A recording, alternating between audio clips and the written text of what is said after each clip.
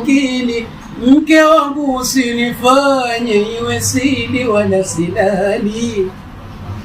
Huba lako maridha, maridha, maridha, wewe mekuchagua, wewe mekuchagua. Bali nawe sitakuwa, sitakuwa, sitakuwa, nikakukimbia. Nimekusabilia yote, hani hilo uelewe.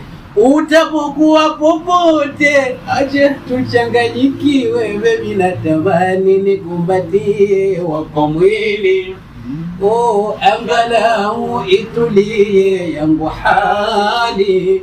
Wewe ndiye nilokuweka kwenye akili, basi baby usinifanye iwe sili wala silali.